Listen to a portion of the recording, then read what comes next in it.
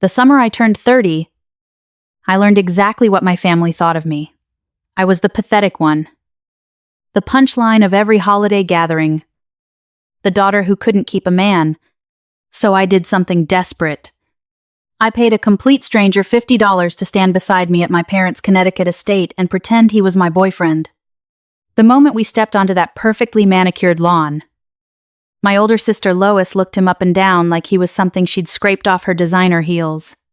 She sneered loud enough for the entire backyard to hear Serena. "Did you really dig him out of a garbage bin? Or do you just have a thing for smelly construction workers?" The laughter that followed hit me like a physical blow. My mother dragged me behind the shrubbery to hiss that he was ruining her reputation. My father wouldn't even shake his hand. They all believed this quiet. Grease-stained man was nothing but a minimum-wage laborer. But the smug smiles on their faces shattered the moment he opened his mouth, starting with a single, innocent question about my sister's brand-new executive title. Nobody in that pretentious crowd could have predicted who he actually was. And by the time the truth came out, my family's entire world had collapsed. It was 8:04 on a Thursday morning when the universe decided I needed to fall apart just a little bit more. I'd been running on fumes for weeks, 60-hour work weeks. A boss who texted at midnight. An apartment that felt more like a holding cell than a home. My brain was so fogged with exhaustion that I didn't even feel myself backing up until it was too late. The collision was sudden. Violent. And completely my fault. My elbow caught a tall figure behind me in the coffee line. And the cup in my hand fresh. Scalding. Completely full launched out of my grip and splashed straight across his chest. I watched the dark liquid soak into his worn cotton t-shirt, run down his faded denim jeans. And I froze. Total panic. My stomach dropped like I'd missed a step on a staircase.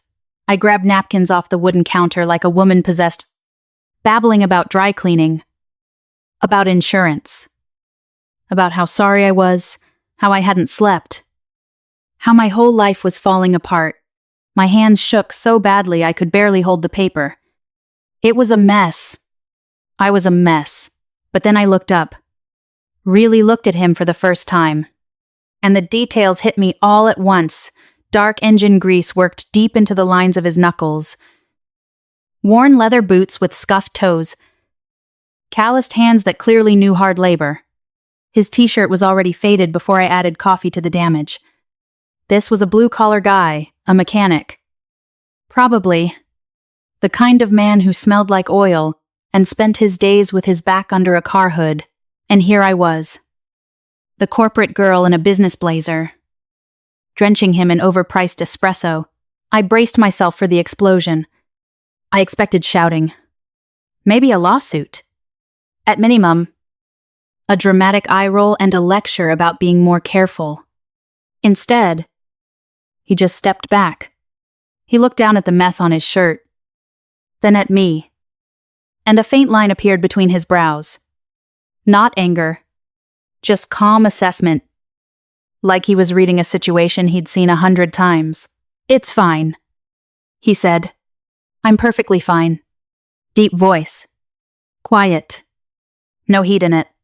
He brushed at the coffee drips like they were nothing, like boiling liquid on bare skin was just another Tuesday for him. I stood there, mouth open, napkins crumpled in my fists, feeling like the world's biggest train wreck. He wasn't mad. He wasn't even annoyed. He just accepted it. And something about that, a complete stranger showing me more grace in 10 seconds than my own family had shown me in 10 years, made my eyes sting. I didn't cry. I couldn't. I was too tired for that, too. Then my phone started vibrating. It was violent. Urgent. Buzzing against my ribs through the pocket of my winter coat like it knew it had terrible timing. I pulled it out. And the second I saw the name on the screen, mom nausea rolled through my stomach like a wave. I answered anyway. I always answered. That was my first mistake. Her voice sliced through the coffee shop noise before the phone even reached my ear. "No, hello. No, is this a good time? No warmth whatsoever. Just a brutal tirade. Sharp and relentless. demanding my full attention. She'd been thinking about the annual backyard barbecue at my parents' Connecticut estate. And she wanted to make one thing absolutely clear. I was not allowed to show up alone this year. I needed to bring a respectable romantic partner. Someone presentable. Someone who wouldn't humiliate the family bloodline in front of the relatives. And then she brought up my sister. Lois. The one who just got promoted at her corporate job. The one with the perfect life. The perfect apartment. The perfect boyfriend. The perfect everything. Your sister walks in with her success and her stability, my mother said, her voice dripping with pride for Lois and poison for me. And you walk in with nothing but another year of being single at 30. She called it a fundamental failure. Not bad luck. Not a phase. A fundamental failure. Like being unmarried at 30 was a character defect I'd chosen just to spite her. I stood frozen in the middle of that crowded coffee shop. Phone pressed to my ear. Heart hammering so hard I could feel it in my throat. The stranger in the stained t-shirt was still there, watching me with those quiet, unreadable eyes. I wanted the floor to swallow me whole. I wanted to be anywhere but in that moment. Holding a phone that was actively destroying me, but my mother wasn't finished. Don't you dare show up alone. She said. 5 words. Sharp. Final. Delivered like an execution order. And then she hung up. No, goodbye. No softness. Just the hollow click of a woman who had decided her daughter was a disappointment and wanted to make sure I knew it before I faced the entire family. I lowered the phone and just stood there. The coffee shop swirled around me, the hiss of the espresso machine. Laughter from a table by the window. The barista calling out names for pickup, but it all sounded muffled. Distant. Like I'd been dunked underwater. And then the tears came. Hot. Humiliating tears. Streaming down my face in public. In front of strangers. In front of the mechanic I'd just drenched with hot coffee. I couldn't stop them. I didn't have the strength to fight them anymore.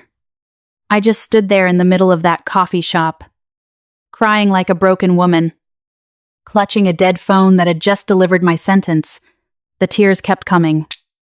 And I couldn't make them stop. I stood there, blind with humiliation. My mother's words still ringing in my ears until something inside me snapped. I looked up at the stranger. The man I'd just drenched in scalding coffee.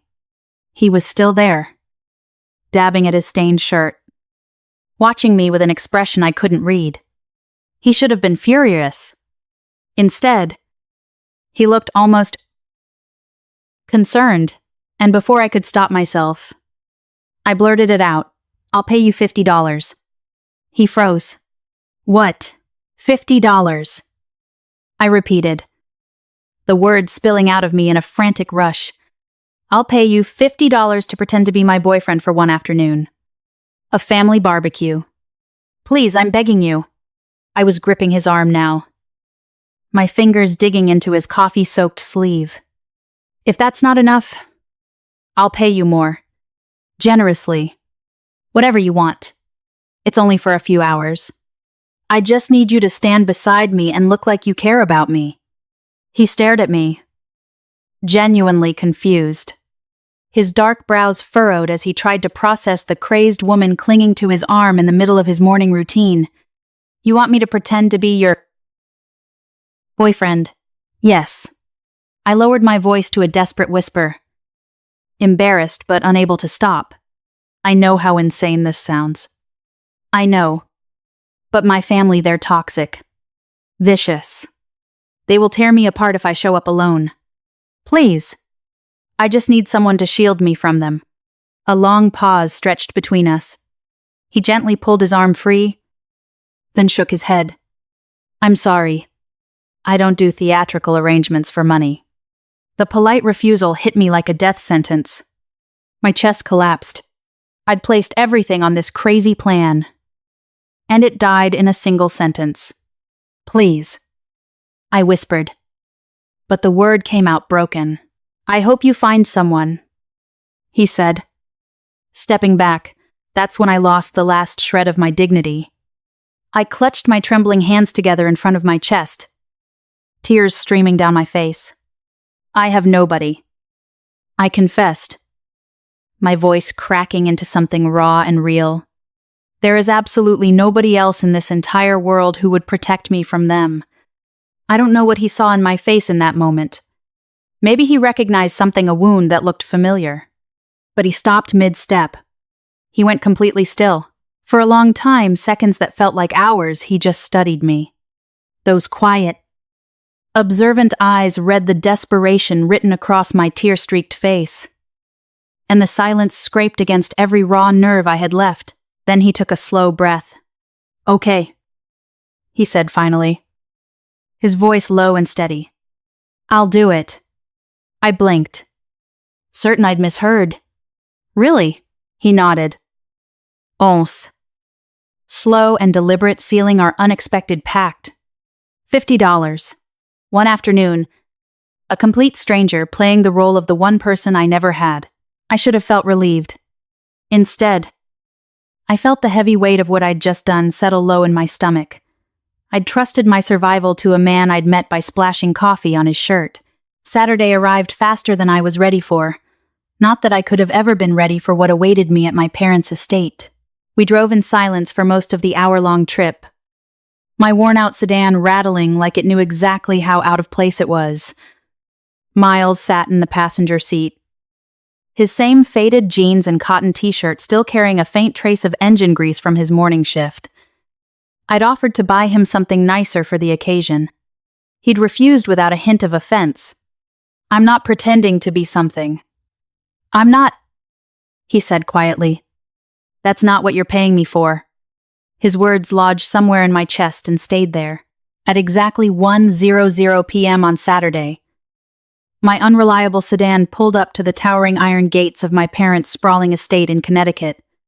The security guard took one look at my car. Then, at the embossed invitation, I'd rolled my window down to show him, and waved us through with a smile that didn't quite hide his judgment. I stepped out onto the winding cobblestone path, and my stomach twisted into a knot so tight, I thought I might be sick. The massive brick mansion loomed ahead like something out of a lifestyle magazine, ivy climbing the east wall. White columns framing the entrance, a marble fountain bubbling in the circular driveway, and everywhere I looked luxury SUVs. German sedans. A Porsche with a vanity plate that read "Crowned." Then there was my car. 10 years old. A dent in the bumper I'd never fixed. A check engine light that had been glowing steadily for 6 months. Miles walked quietly beside me in his same worn jeans and t-shirt. Hands in his pockets. Shoulders relaxed. Dozens of wealthy relatives milled across the perfectly manicured lawn, holding crystal glasses filled with imported champagne.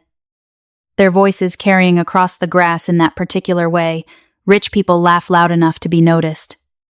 Careful enough to never sound desperate. The contrast between his modest appearance and the ridiculous opulence around us felt suffocating. I could already feel the stares. The raised eyebrows. My cousin Alexandra whispering behind her manicured hand to her husband, her eyes tracking us like we were a stray dog wandering onto the grounds. But Miles stayed calm. His quiet eyes swept over the garden, the guests, the white party tents taking in everything. "Judging nothing, you know," I whispered, my voice barely audible over the hum of conversation. "They're going to eat us alive." He looked at me then, and there was something almost gentle in his expression. "Let them try." I swallowed hard. Somehow, standing next to him, I almost believed it. For exactly one afternoon, I had a shield. Even if that shield was built on $50 and a stranger's kindness. We crossed the final stretch of cobblestone, and then we stepped onto the lawn. We barely made it 3 steps onto that grass before the click of heels on stone. My sister Lois materialized from a cluster of gossiping cousins, like she'd been waiting for this exact moment and knowing Lois. She had been. Designer summer dress. Chin tilted up. radiating the kind of arrogance that made strangers assume she was somebody important. She stopped in front of Miles and looked him up and down. Slowly. Deliberately. From his faded jeans to his unstyled hair, her gaze crawled over him like she was inspecting something stuck to the bottom of her heel. Then she smiled that sharp, poisonous smile I'd been on the receiving end of for 30 years. Serena, she said, loud enough for the entire yard to hear. How did your romantic type suddenly drop to smelly construction workers in thrift store clothes? Laughter rippled across the lawn. Heads turned. My cousin Alexandra cupped a hand over her mouth, giggling behind manicured fingers. Even the caterers paused, hiding their smiles. Lois wasn't done. She stepped closer, tilting her head as if examining him more closely. Or did you dig him out of a garbage bin on your way here? She let out a theatrical gasp. Don't tell me you found him behind the dumpster at your office. Her voice carried across the entire yard. More relatives drifted toward us, widening the circle.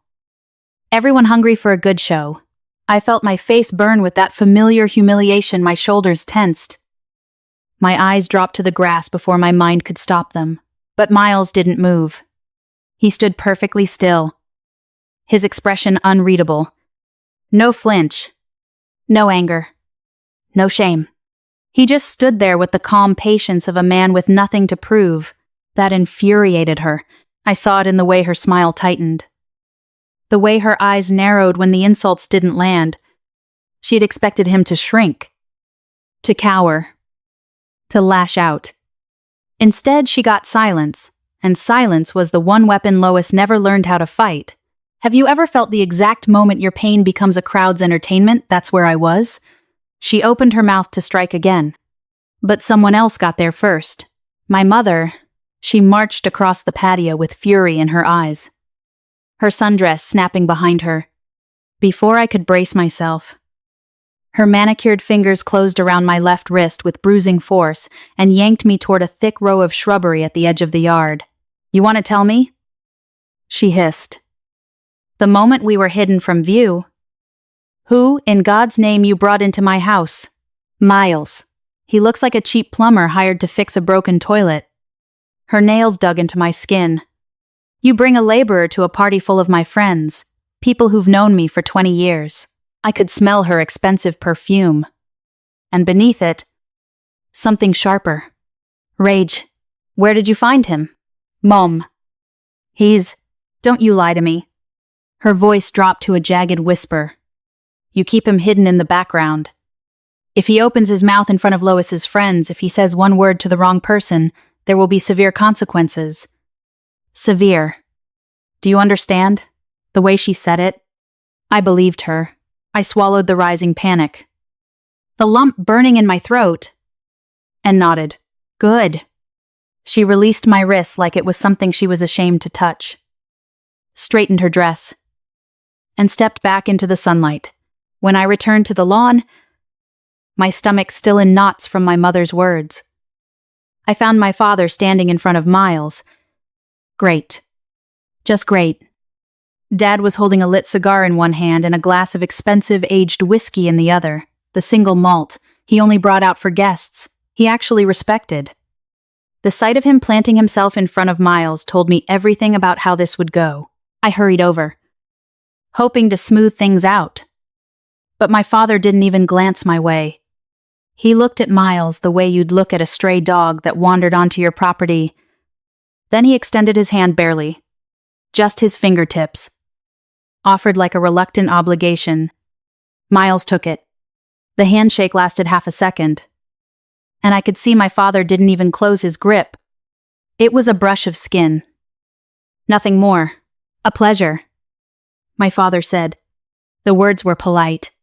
The tone was ice. Miles started to respond, probably to introduce himself, but my father had already turned away. A dismissive grunt escaped him.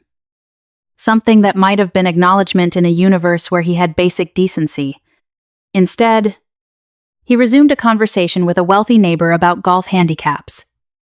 His back deliberately turned to us, cigar smoke curling around him like a shield. He never asked Miles's name. never asked what he did for a living, never offered him a drink, a seat, or a second of genuine attention. I stood there, my face burning. Of course my father would treat him like this. Miles had arrived in faded jeans and calloused hands, and that was all my father needed to see. In his world, a man's worth was measured by the car he drove and the label on his suit. Miles had neither, which made him invisible. Worse than invisible, a stain on the perfect fabric of my father's party. But Miles didn't wilt. I watched him stand there, calm as still water. While my father's back radiated rejection, he didn't chase the handshake. He didn't scramble for approval. He simply reached down and wiped his hand on his jeans. Slowly. Deliberately. Like he was removing something unpleasant. And when he straightened up, his eyes were tracking everything: my father's posture, the way the wealthy neighbor leaned in to laugh at a private joke, the subtle shift of power in that tiny exchange. That was when I realized something about Miles. He wasn't embarrassed. He wasn't wounded. He was observing, quietly cataloging every insult, every slight, every telling detail in that toxic atmosphere. He didn't need to prove anything. He was just standing his ground. I wanted to apologize. The words were already forming some nervous babble about how my father wasn't usually like this. A lie we both knew. But Miles shook his head before I could speak. "You don't need to explain yourself to me," he said quietly. "He's not your fault." Something in my chest cracked open right there on that pristine lawn. 30 years of being told I was the problem. And a stranger saw the truth in 30 seconds. This wasn't my fault. It was theirs. Less than 30 minutes into that deadly afternoon, I thought we might actually survive. Then Uncle Gary set down his cigar, picked up his glass of amber liquor, and made a beeline for our table like a predator who'd just spotted wounded prey. He wasn't a tall man, but he was heavy-set. The kind of bulk that filled a doorway and made the patio furniture groan when he lowered himself into it. His white linen shirt strained at the buttons, and the gold watch on his wrist caught the sun as he moved. But he didn't sit down. He stood directly in front of our small table, deliberately blocking the cooling summer breeze that had been the only relief from the afternoon heat. I looked up, forcing a smile. "Uncle Gary, it's good to see you." He ignored me completely. His eyes were fixed on Miles, and his mouth twisted into a grin that didn't reach his eyes.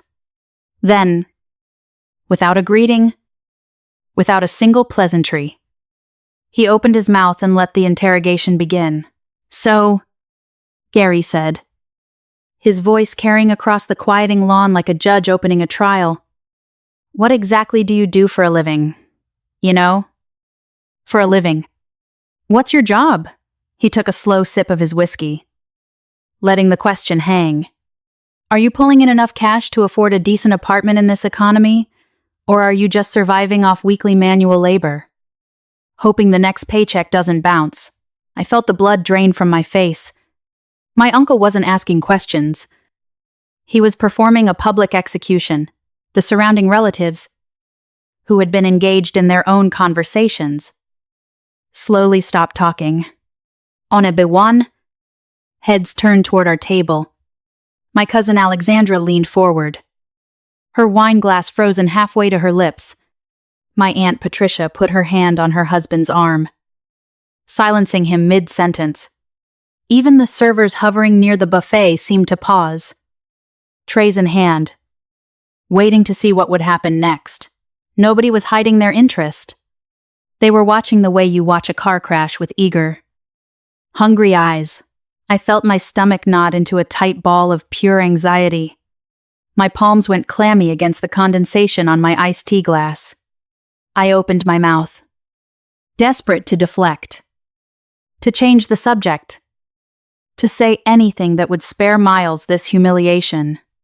But before I could form a single word, Uncle Gary pressed on.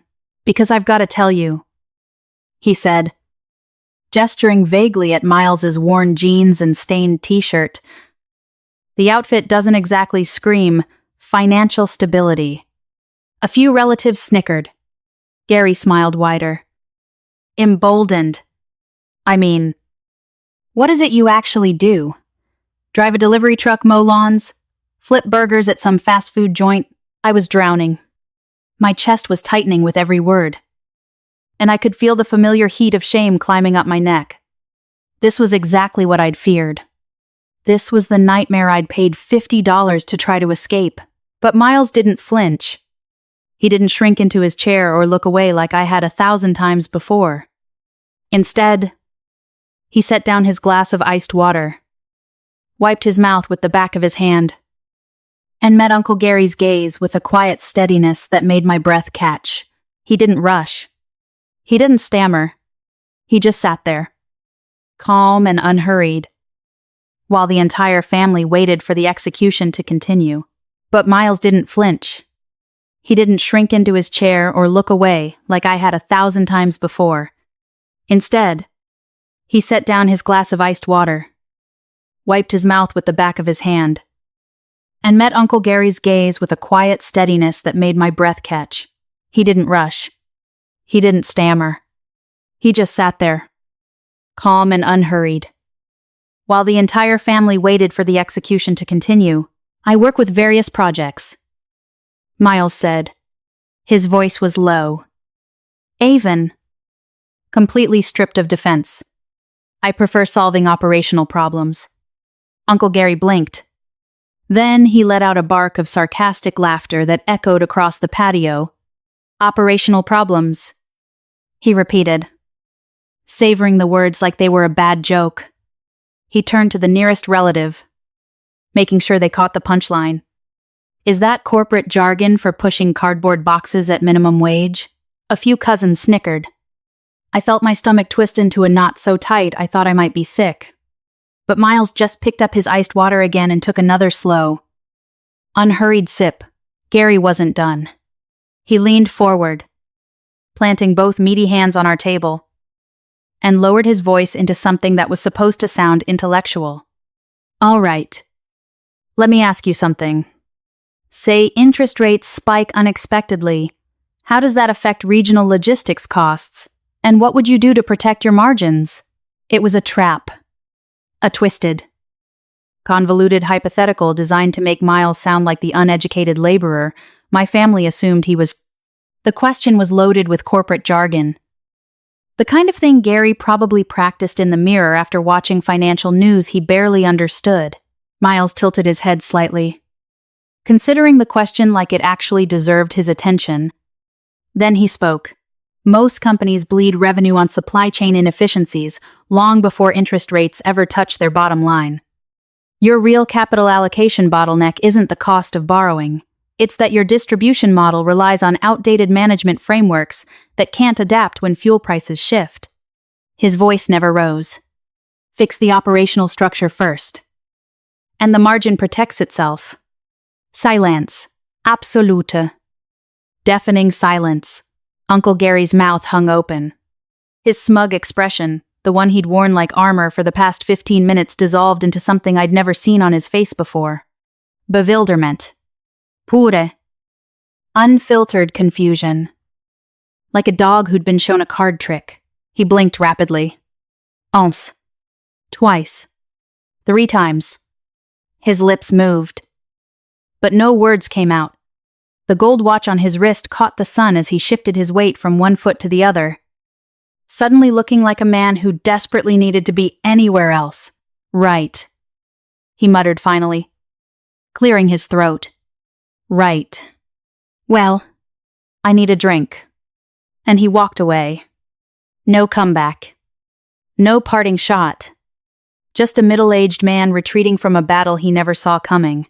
I sat there, lungs burning, realizing I'd been holding my breath the entire time. By 2:30 inches the afternoon, the air had shifted. My sister Lois had been watching our corner of the patio like a hawk circling wounded prey. And the fact that Uncle Gary had slunk away in defeat clearly infuriated her. She hated losing. She hated watching anyone deny her the satisfaction of a good humiliation. And most of all, she hated that the garbage bin boyfriend I'd dragged to our parents' estate was still sitting there, calm and unshaken, after everything she'd thrown at him, so she changed tactics. Lois rose from her chair at the head table, smoothed down her designer dress, and marched toward our shaded table with an artificial smile plastered across her face. That smile didn't reach her cold eyes. It never did. She stopped directly in front of us, her shadow falling across our plates, and tilted her head with mock sweetness. "Well," she said, her voice dripping with false charm, "since you clearly have so much experience with manual labor, why don't you prove your worth?"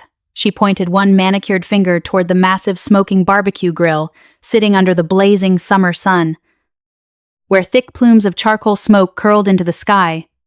"The meat station needs a new manager. Consider this your big promotion." The surrounding relatives caught on immediately. I saw my cousin Alexandra hide a snicker behind her wine glass.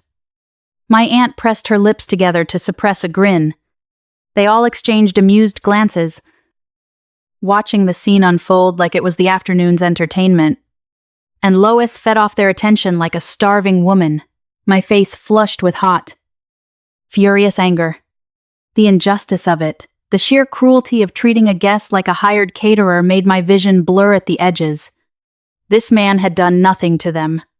He'd been nothing but polite, patient, and composed in the face of their relentless contempt. And now my sister was trying to degrade him in front of the entire family, to force him into a role that would confirm every ugly assumption she'd made about him the moment she laid eyes on his worn jeans. I opened my mouth to scream at her. I wanted to tell her exactly where she could shove her condescending little promotion.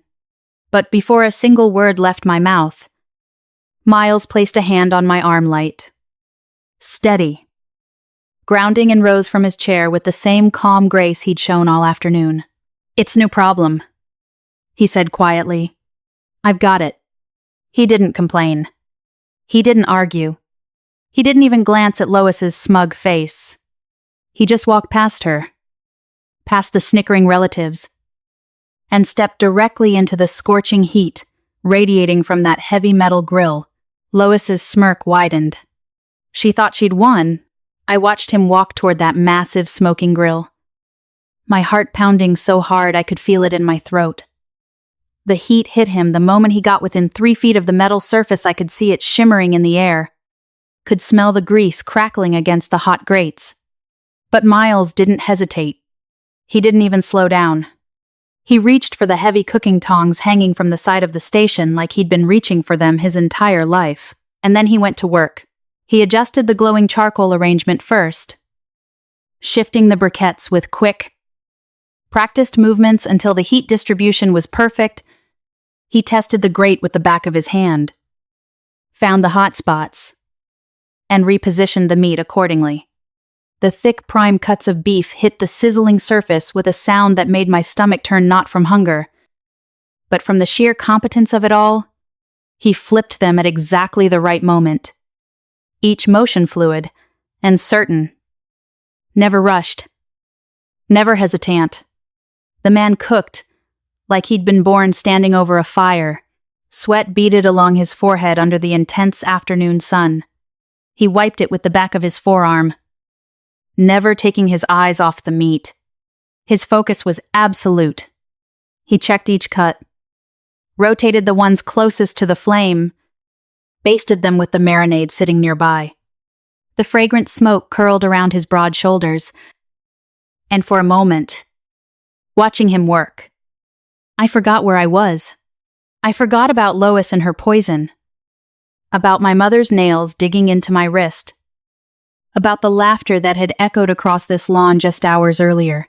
This was the first thing all afternoon that felt real. An elderly uncle, Aunt Margaret's quiet second husband, the one who rarely said 2 words at these gatherings, walked over to the grill carrying an empty ceramic platter.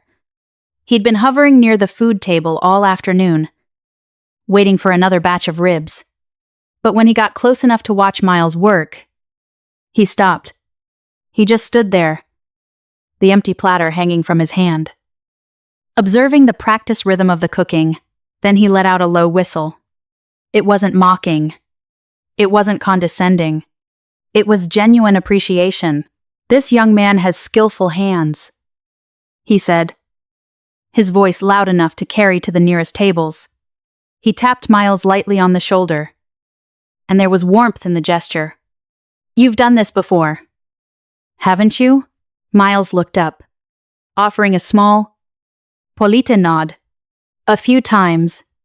A few times," the elderly uncle repeated, shaking his head with an amused smile. "I've been cooking over charcoal for 40 years, and my ribs still come out like shoe leather. You've got a gift?" It was a small moment, a tiny, insignificant compliment from a man whose opinion probably didn't matter to anyone at that party. But I watched it land like a grenade on the head table. Lois's smirk had vanished. Her jaw was tight. Her arms crossed so hard her knuckles had gone white. My mother sat rigid beside her, her mouth pressed into a thin line, and my father had stopped drinking his whiskey, just sat there, staring at the cooking station with undisguised contempt burning in his eyes. They hated it.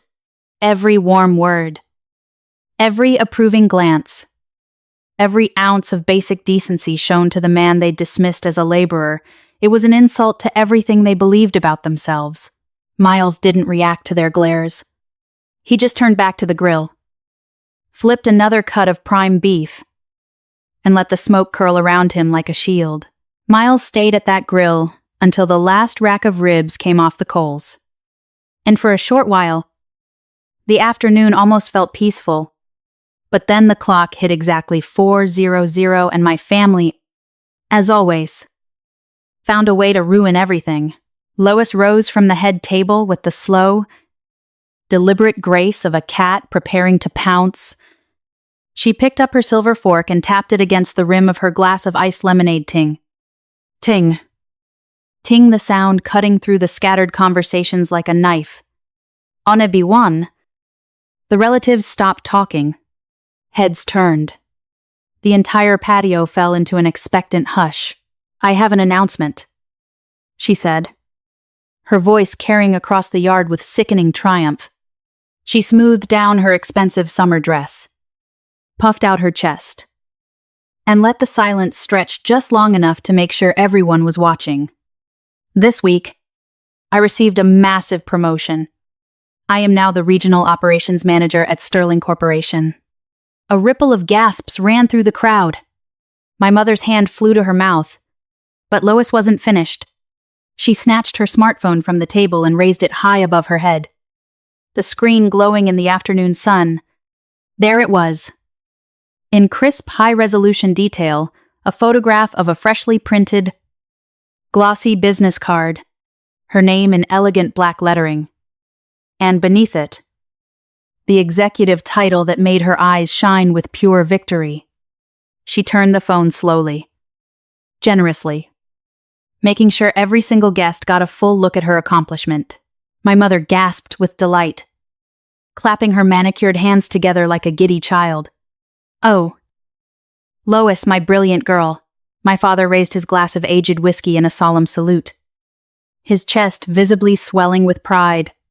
"To my eldest daughter," he announced, his voice thick with emotion, conquering the corporate ladder. And then the floodgates opened. Dozens of relatives surged toward her. A tidal wave of praise and adoration. My aunts kissed her cheeks. My cousins hugged her. Uncle Gary clapped her on the back like she'd just won the lottery. "Smartest woman in the family." Someone declared, "We always knew you'd go far." Another chimed in. They carried on as if she'd been crowned queen of the entire universe. Each compliment louder and more exaggerated than the last. I sat frozen in my chair, my hands gripping my knees beneath the table. Nobody looked at me. Nobody even glanced my way. The contrast was so brutal it felt physical.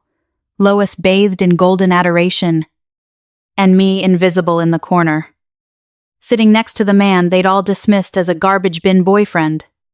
She held her phone up for one final flourish. letting the image of that glossy business card soak into every envious eye. And I could see the triumph radiating off her like heat off pavement. The applause was still ringing across the patio when I forced myself to take a slow breath. Whatever came next, I told myself, I would not give them the satisfaction of seeing me break. Lois could have basked in that applause all afternoon. But applause was never the point of her little performance. It was the aftermath. She waited until the final chorus of praise died down, letting the silence settle. And then she turned her head. Slowly. Deliberately. Her gaze landed on me like a sniper finding her target. And that artificial smile on her face sharpened into something truly malicious. Now then, little sister, she said, her voice carrying across the patio with theatrical sweetness. Why don't you stand up and offer a toast to your big sister's success? My chest seized. Ice water flooded my veins. Every single eye on that patio swiveled toward me at once. And I felt the weight of their expectation pressing down on my shoulders like a concrete slab. Come on now. Don't be shy. Lois pressed, gesturing with her champagne flute. This is a special moment. I want my favorite sister to be part of it. I rose on legs that didn't feel like my own. I could hear my own heartbeat thundering in my ears. My palm found my sweating glass of lemonade, and I lifted it the way she'd commanded high in the air, like a soldier presenting arms. But she wasn't done with me. She was never done. And while you're up there, Lois added, her voice dripping with venom disguised as sisterly affection, let's be completely honest with the family. You make what, $42,000 a year in that sad little office cubicle of yours, she laughed. A bright, sharp sound that carried across the lawn. I'm managing regional operations at Sterling Corporation. I pull in more than triple your salary. And I earned every single penny of it. A ripple of laughter spread through the relatives. My mother was nodding approvingly at the head table. My father raised his glass in a lazy salute toward Lois. Not even looking at me, but Lois held up her hand, commanding silence. She wanted the encore. I'm not finished with the toast, she said. And her eyes locked onto mine with absolute relish. I want you to say it out loud. Serena. Confess. Tell the whole family you'll never achieve anything close to my magnificent reality. Admit your pathetic little career is nothing. Admit that you're proud of me, so proud of everything I am that it makes you sick. The patio fell into suffocating silence. All the warmth drained out of the afternoon air, leaving something cold and heavy pressing down on my chest. Every judgmental relative stared at me, my mother with that expectant glare. Uncle Gary smirking behind his whiskey glass.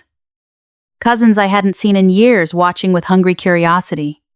I could feel the tear building behind my eyes. Burning and humiliating and refusing to stay back. Have you ever had to stand in front of people who built their entire lives around waiting for you to fail? I opened my mouth. My throat closed up completely. Painfully. Like a fist squeezing shut. I willed the words to come out. But nothing would pass. Right at the exact moment that humiliating tear threatened to spill past my eyelashes, Miles moved. He reached across the space between us and ripped the sweating beverage glass from my trembling fingers, not gently, not politely. And then he slammed it down onto the wooden table with enough force to rattle every piece of silverware within 3 feet. The sharp crack of glass against wood sliced through the suffocating silence like a thunderclap, and every single head on that patio snapped toward us. I gasped. Lois flinched. Even my mother, frozen mid-sip at the head table, lowered her wine glass with wide, startled eyes. Miles didn't stand up. He didn't raise his voice. He just leaned forward in his chair, calm as still water, and looked at the glowing smartphone still clutched in Lois's manicured hand, the one displaying that glossy business card with her name and her brand new executive title. Interesting, he said quietly. I have a logistics question for you. If you don't mind. Lois blinked. The smug smile on her face flickered like a dying light bulb. Excuse me, Your title says Regional Operations Manager at Sterling Corporation. Miles continued, his tone completely unhurried, like he was asking about the weather. So, I'm curious, what's the standard regional inventory reconciliation procedure you're currently using at Sterling, specifically for the quarterly cycle count adjustments across distribution hubs? The question hung in the air. Innocent and precise, Lois opened her mouth, closed it, opened it again. For the first time all afternoon, there was no cruel comeback waiting on her tongue. There was nothing but that terrible, telling silence. Well, she said finally, forcing a laugh that came out too high and too sharp. That's more of a marketing strategy question. Obviously, we handle those metrics through this, brand engagement team. It's all about customer outreach and positioning. You wouldn't understand the complexity of marketing, Miles repeated. For inventory reconciliation. Yes, Lois said, her voice climbing into a nervous squeak. Marketing. It's all connected. The relatives exchanged glances. Someone near the back table coughed. My mother's perfectly manicured fingers tightened around her wine glass.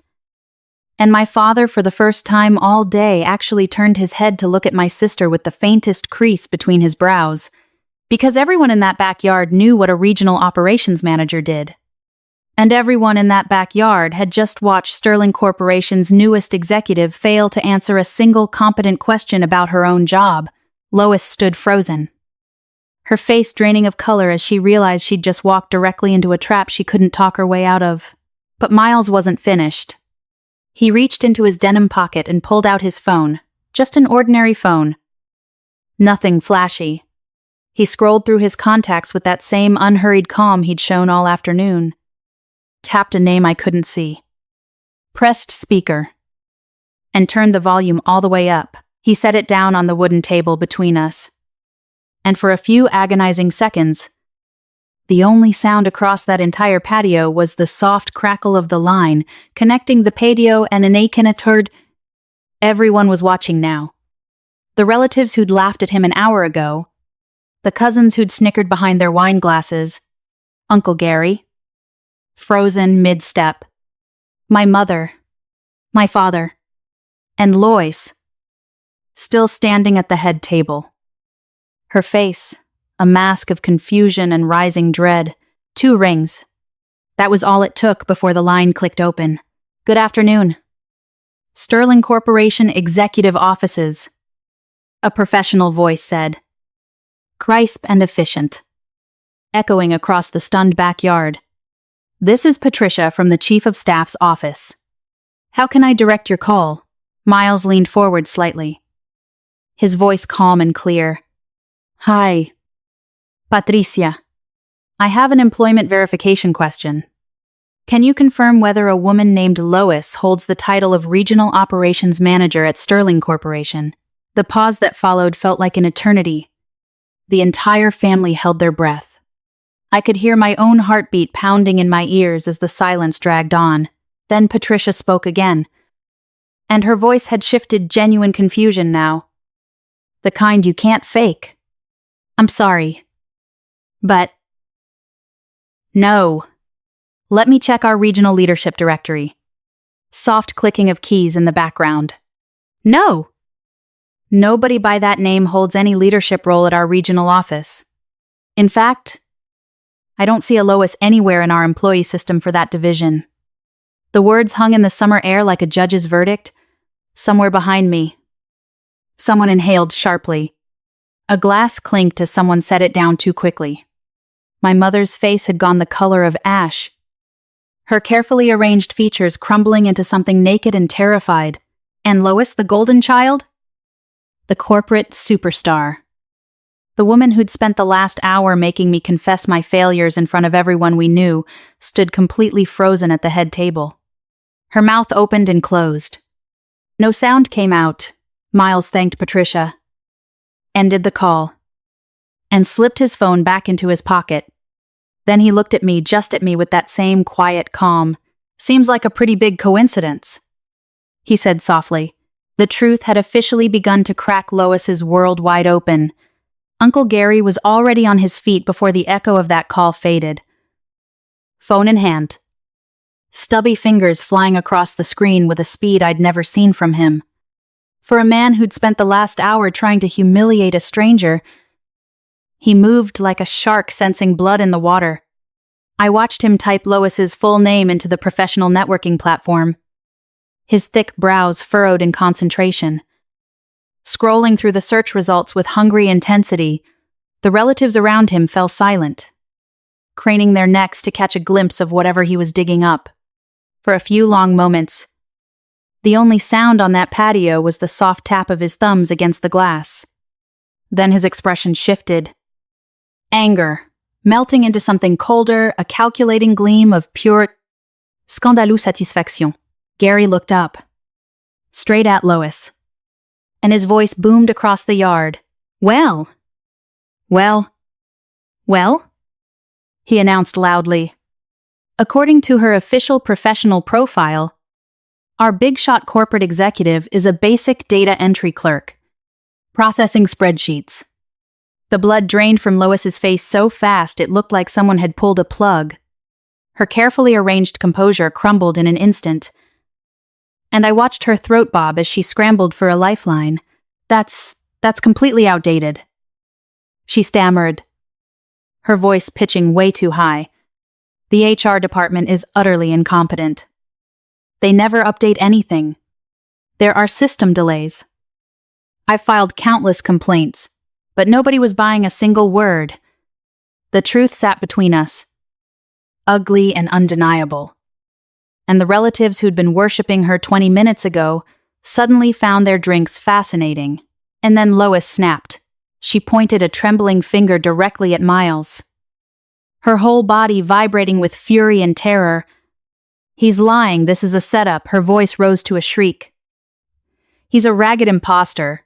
He paid someone to answer that phone. This is a cruel prank to ruin our family. My parents sat paralyzed in their chairs.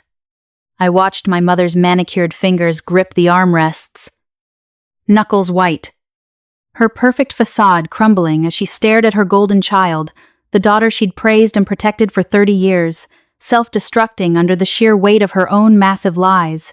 The worshipful adoration that had saturated that patio evaporated in seconds. In its place, awkward silence, avoidant eyes. Cousins suddenly fascinated by the pattern on their plates, and I just watched, standing there, feeling something I hadn't felt at my parents' house in years. Not victory. Not yet. But something dangerously close to relief. Because the identity Lois had built to torment me, the one our parents had polished into a weapon to prove my worthlessness, the standard I'd been starved and measured against my entire adult life, lay in rubble at her feet. She'd crushed herself, without Miles saying a word. But then Miles did something I didn't expect. He didn't stand up. He didn't raise his voice. He didn't even look angry. Instead, he let out a low, quiet sound, almost like a chuckle. But there was no humor in it. And for the first time all afternoon, he turned his full attention to my sister with a gaze so calm. It was terrifying. Lois, still pointing that trembling finger at him, opened her mouth to continue her shriek. But Miles lifted his hand just an inch. Just a gesture, and she stopped. Mid-breath, stunned into silence by nothing more than his presence. Then he spoke. His voice was quiet, unhurried, the same calm register he'd used all afternoon. But somehow, it cut through the chaos like a blade through silk. Allow me to introduce myself. He paused, letting the words settle over the patio. Somewhere behind me, a bird chirped. A glass clinked against a plate. But nobody spoke. My name is Miles Sterling. I heard my mother gasp a small, choked sound, like she'd been punched in the throat. But it was the next words that broke her. I sit on the board of directors at Sterling Corporation. For 3 full seconds. You could have heard a pin drop on that manicured lawn. Then everything unraveled at once. My mother dissolved, I watched her shoulders cave first. Then her entire body began to shake. And then the tears came. Not polite tears. Not dramatic tears. But hysterical, ugly tears of pure terror. She was gripping the armrests of her chair so hard, her manicured nails left crescent-shaped gouges in the wood. "Oh my God," she kept repeating, her voice pitching higher and higher. "Oh my God. Oh my God." My father stumbled backward so fast his expensive whiskey sloshed over the rim of his glass and splattered across his white linen shirt. He didn't even notice. He was already stuttering. His face drained of all color. "Mr. Sterling, I had no idea. I didn't mean if I'd known." He actually tried to bow. Right there in the middle of the lawn. His thick shoulders hunching forward like a servant before royalty. It was grotesque. It was pathetic. "Please." My father babbled. "Please accept my apologies. I didn't recognize you. I didn't know what Miles asked." His voice still soft. That a construction worker could think. My father's mouth opened and closed like a fish gasping for air. Behind him, Lois had gone completely silent. Her face was the color of candle wax, and her eyes were wide, staring at Miles. "No. At Mr. Sterling," with the dawning horror of someone watching their entire future implode in real time. And all around us, the relatives were scrambling. Cousins who'd laughed at him were suddenly elbowing each other. Whisper screaming about how they'd known he was important from the start. Uncle Gary was wiping sweat from his forehead with a trembling handkerchief. My mother was still crying, reaching out toward Miles with both hands, begging him to understand that she was just overwhelmed by the occasion. That she'd always known I'd bring someone exceptional. I stood there, watching the most poisonous people I'd ever known transform into a groveling circus, desperate, pathetic, clawing over each other to appease the quiet man they'd spent the entire afternoon mocking. The first to fully collapse were my parents. My mother clutched at Miles's sleeve with shaking fingers. Her mascara streaked down her cheeks, her voice cracking as she sobbed. "Please, I didn't mean any of it. We're so proud of Serena. So proud of both of you." Her tears looked real, but I knew those tears, and watching them fall filled me with profound disgust. I'd watched her cry identical ones whenever her perfect image cracked. Those tears had never once been for me. Not when I came home crying from school. Not during the 10 years she tortured me with the same question. "Why can't you find someone—" "Serena, what's wrong with you?" My father was right behind her. His earlier coldness evaporated. "Mr. Sterling, I apologize, I didn't know. Please forgive my rudeness." He reached for Miles's hand like it was a lifeline, and Lois found her voice again. But it wasn't her usual sweet poison. It was a shriek, raw and desperate. "He's lying, this is fake. Serena hired him to humiliate me. Her designer dress was twisted. Her perfect hair falling apart. Her finger pointing at Miles like an accusation." But nobody was listening. They'd heard the voice on that speakerphone. And worse, she knew it too. One afternoon of public lies had just demolished any chance she'd ever had at a corporate career. Her name would be a punchline in every HR office in Connecticut. And now the relatives were everywhere, a writhing, desperate mob. Cousins who'd laughed at Miles's jeans were fighting to shake his hand, shouting about how they'd known he was special. Aunt Patricia, who'd whispered trashy behind her wine glass, was suddenly gushing about his gentlemanly manner, and Uncle Gary, the same man who'd interrogated him about minimum wage, pushed through the crowd, practically bowing as he held out a leather cigar case. "Mr. Sterling, please, finest Cuban. I knew you were a man of substance the moment I saw you." Miles didn't take the cigar. He just looked at Gary with that same calm, unreadable gaze. And Gary's grin melted into something sweaty and pathetic. I stood there in the middle of that circus, watching 30 years of cruelty dissolve into a single afternoon of groveling. And I felt something inside me finally break free. All my life. I'd been starving for love from people who only knew how to perform it. They didn't love me. They loved status. They loved appearances. They loved whatever made them look successful. And I was done starving. I pushed my chair back. The sound of wood scraping against stone sliced through the groveling like a whip. And every head snapped toward me. My mother's tear-streaked face tilted up. Hopeful, she thought I was coming to her. She reached for my hand. Serena. Sweetheart. I knew you'd forgive us. I stepped away. I didn't take her hand. I never would again. I'm done. My voice came out steady, steadier than it had any right to be. I looked at the woman who'd spent 30 years making me feel worthless. And I let every word carry across the estate. I'm done being the punchline. I'm done starving for affection from people who only love status. You don't love me. You love what I could do for your image. And you lost that right the day you decided my value was measured by a ring on my finger. My mother's mouth opened.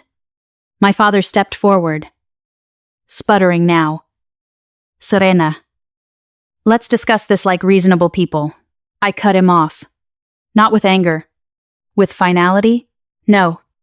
The word hung in the air like a door slamming shut. I'm severing all ties with this family. Today. Officially and permanently. Your superficial judgment.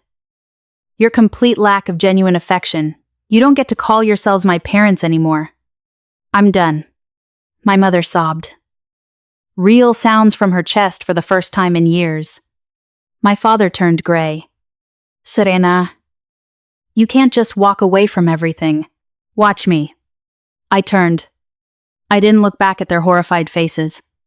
I didn't absorb another word of their desperate pleas. I walked past the relatives who'd mocked me. Past the cousins who'd snickered. Past Uncle Gary still shouting apologies. Past the smoldering grill and the overturned champagne glasses and the crumbs of a lavish afternoon that had none of the substance my heart had been starving for. Miles fell into step beside me. He didn't say anything. He didn't need to. He just walked with me down that winding cobblestone path, past the manicured hedges and the fountain and the rows of luxury cars, out through the towering iron gates, away from the sprawling Connecticut estate that had never once been home. And for the first time in my 30 years, I stood up straight, shoulders back, chin up. The weight of 1,000 expectations slid off my shoulders like unclasped chains, and I took a breath so deep it felt like the first I'd ever truly taken. I was free. And I never looked back. Exactly 2 weeks after we walked through those iron gates, the reckoning arrived, not by my hand, but by the quiet machinery of corporate accountability. That morning, the corporate compliance department at Sterling Corporation opened a formal internal investigation into Lois's fraudulent credential claims. Miles had filed a single, matter-of-fact report. Nothing vengeful. Just the truth. Stated plainly, an employee was claiming an executive title she didn't hold, using fabricated credentials to deceive her family and anyone who might check. It took investigators less than 72 hours to confirm what the backyard already knew. Lois had never been a regional operations manager. She'd never been promoted. For 3 years, she'd been a basic data entry clerk, processing spreadsheets at the same desk, quietly forging a glossy business card and a fictional title to feed her endless hunger for admiration. The audit of her employment records painted the same picture over and over. A woman so desperate to be worshipped that she was willing to risk everything to keep the illusion alive. The following Monday, Lois was terminated from her data entry position for severe ethical violations. Sterling didn't just fire her quietly, they flagged her file across their entire network. Within a month, she was blacklisted from every corporate administrative role in the region. I heard through a distant cousin that she'd been rejected from 9 interviews in 3 weeks. By the time autumn came, she was folding clothes at a department store in Stamford. And the family's social media suddenly stopped mentioning her name. My parents were the ones who crumbled hardest. The same wealthy social circle they'd groveled to impress had been at that barbecue. They'd watched their golden child shatter in front of everyone. Word spread through the country club, through the town, through every dinner party within reach. My father's business partners developed sudden scheduling conflicts. My mother's closest friends quietly uninvited her from their winter retreat. The humiliation was total. And they had nobody left to blame but themselves. And me, for the first time in my life, I had something real. Miles and I officially began dating that month slowly. Without grand gestures or expensive dinners to prove anything. Just long conversations and quiet honesty. He'd watched my family tear themselves apart over status, and he stayed anyway. That meant more than every dollar he owned. And somewhere in the middle of it all, I realized the greatest revenge was never the investigation. Never the blacklist. Never the social ruin. It was finally learning to live without their approval and discovering I was happier without them than I'd ever been under their roof. Looking back at that hot July afternoon, I realized the barbecue didn't break me. It set me free. For 30 years, I believed my worth depended on my parents' approval, on fitting into a family that never really saw me, on becoming someone they could finally love. But that day taught me a truth. No amount of money could buy people who love you conditionally, don't deserve you at all. True value isn't a job title or a ring on your finger. It's standing up for yourself when the whole world is watching. Even if your hands are shaking. I walked away from that estate with $50 poorer and a stranger's kindness in my heart, and somehow, I left richer than my family could ever understand. Because I finally learned that peace is worth more than any inheritance, and cutting off a toxic family is the loudest victory I've ever won.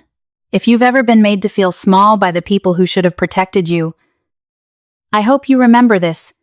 You don't have to earn love. You don't have to perform for acceptance. Sometimes the bravest thing you can do is simply walk away. Share your own story in the comments below. I read every single one. And if this resonated with you, subscribe and hit the like button so more people find the courage to choose themselves. Thank you for staying until the end. I hope you write your own happy ending too.